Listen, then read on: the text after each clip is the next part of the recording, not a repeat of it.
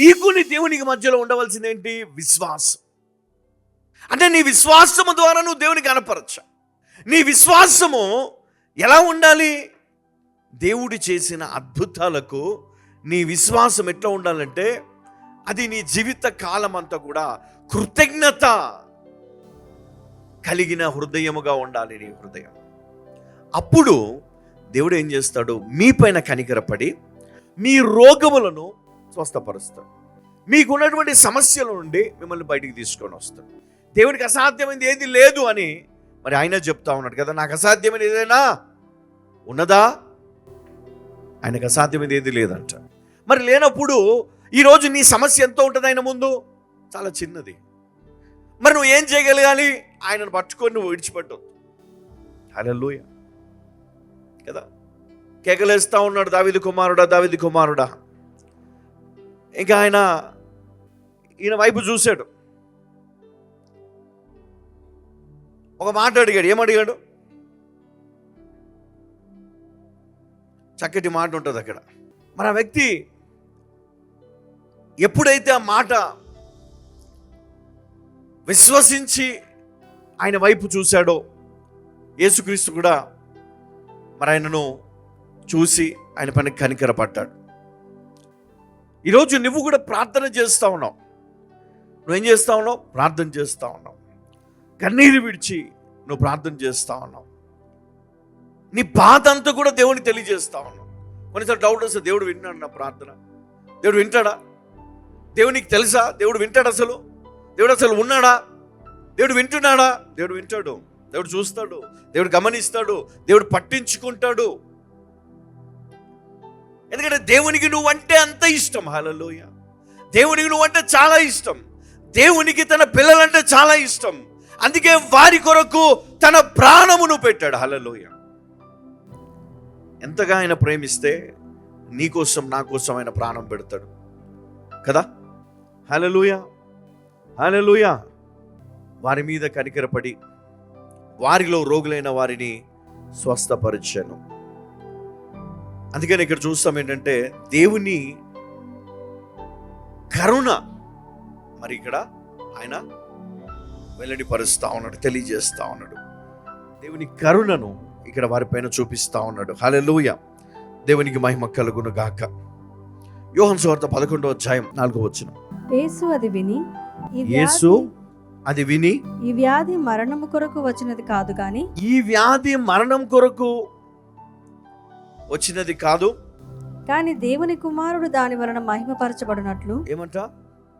దేవుని కుమారుడు దాని వలన మహిమపరచబడినట్లు దేవుని మహిమ కొరకు వచ్చినదనెను.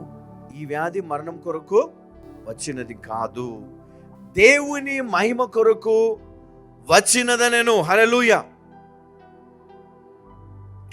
కొన్నిసార్లు కొన్ని అద్భుతాలు దేవుని మహిమ కొరకు జరుగుతాయి. ఇప్పుడు ఈ అద్భుతం జరగాలి, ఒక అద్భుతం జరగాలి అక్కడ అని మనము ఆశతో వస్తాం. కానీ కొన్నిసార్లు జరగవు మన జీవితంలో.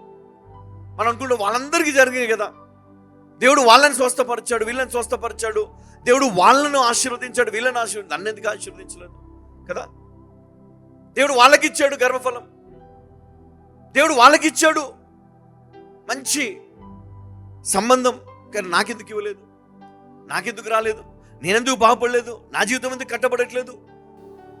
మనకు చాలాసార్లు బాధ, వేదన. కానీ చూడండి ఇక్కడ పరిశుద్ధ గ్రంథం కొన్నిసార్లు కొన్ని సమస్యలు, కొన్ని ఆలస్యాలు ఎందుకు అంటే అక్కడ ఒక అద్భుత కార్యము దేవుడు చేయాలని ఆశపడతా ఉన్నాడు. మరి అద్భుతం దేని నిమిత్తము అంటే అది దేవుని మహిమ నిమిత్తమే. ఎక్కడ చూస్తాం ఇది?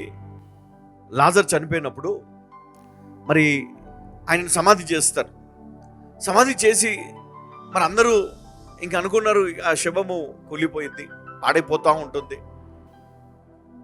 మరి ఈయన అంటాడు, లాజరు బయటికి రా అంటాడు. మరి నిజంగా ఆయన బయటికి వచ్చాడు. మరి అద్భుతం ఎందుకు జరిగిందంట? దేవుని మహిమ నిమిత్తం. మరి అక్కడ నుండి యేసుక్రీస్తు పేరు ఏమైపోయిందంటే చాలా దూరం స్ప్రెడ్ అయిపోయిందండి. చాలా బలమైనటువంటి మరి అద్భుత కార్యం అది. ఒక వ్యక్తి చనిపోయి మరి 4వ రోజు యేసుక్రీస్తు వచ్చిన తర్వాత మరి కంపు కొట్టే ఆ లాజరు శవము ఎలా బ్రతికి ఇంత కూడా కుళ్ళు లేకుండా ప్రాణముతో తిరిగి వచ్చాడు.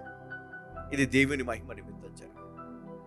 ఈ అద్భుతం ఎందుకు అంటే దేవుని మహిమ నిమిత్తము జరిగింది. దాని ద్వారా సువార్త జరగాలి, దాని ద్వారా పరిచర్య విస్తరించాలి, ఆ సాక్ష్యము అక్కడి నుండి అనేక ప్రాంతాలకు వెళ్ళాలి. కానీ మనం ఏం చేస్తామంటే ఎంత గొప్ప అద్భుత కార్యం జరిగినా మనం దాచిపెట్టుకుంటాం. అందుకనే మన జీవితంలో ఇంకా ముందుకు మనం వెళ్ళలేమండి, ఒక దగ్గర ఆగిపోతాం మనం. కానీ దేవుడు కొంతమందిని ఎన్నుకుంటాడంట, వారి జీవితంలో అద్భుతము మరి జరుగుతుంది. అద్భుతాలు దేవుని మహిమకై జరుగుతాయని లేఖనం సెలవిస్తా ఉన్నది. హల్లెలూయా. మార్కు సువార్త 16:20 ఒకసారి మనం చదువుకుందాం. వారు బయలుదేరి వాక్యమంతటా ప్రకటించిరి. ప్రభువు వారికి సహకారుడై ఉండి వెనువెంట జరుగుచు వచ్చిన సూచక క్రియల వలన వాక్యమును స్థిరపరచుచుండెను. చూడండి ఇక్కడ ఏం జరిగింది, అద్భుతములు దేవుని వాక్యాన్ని స్థిరపరిచింది. అద్భుత కార్యములు జరిగిన చోటెల్లా ప్రజలు దేవుని వాక్యాన్ని విశ్వసించడం మొదలుపెట్టారు. యేసుక్రీస్తు గురించి బోధించినప్పుడు, ఆయన చేసిన కార్యాలను చూసినప్పుడు, మరి అద్భుత కార్యములు సూచక క్రియలు ఏం చేశాయంటే వాక్యాన్ని స్థిరపరిచారు. అద్భుతాలను బట్టే క్రీస్తును వారు నమ్మారు. ఆ అద్భుత కార్యములను బట్టే ఈరోజు కూడా మరి పరిచర్య అనేది విస్తరిస్తుంది. ఈ సమయంలో నేను మీకు జ్ఞాపకం చేస్తా ఉన్నాను, విశ్వాసం నీ జీవితంని మారుస్తుంది. హల్లెలూయా. నీ విశ్వాసము ఎలాంటి కొండనైనా అది ఏం చేయగలుగుతుందండి? కొండను చూసి నువ్వు ఆజ్ఞాపించాలంట, ఏమని? నువ్వు ఇక్కడ నుంచి ఎత్తబడి వెళ్ళి సముద్రంలో పడమంటే అది నీకు లోపడుతుంది అని ఒక మాట కదా. అది నీకు లోపడాలంటే నీకేం కావాలి? విశ్వాసం కావాలి. నువ్వు కొండ దగ్గరికి వెళ్ళి నువ్వు పలికేమనుకోండి, అది జరుగుతుందా? ఎప్పుడైనా ప్రయత్నం చేశామా?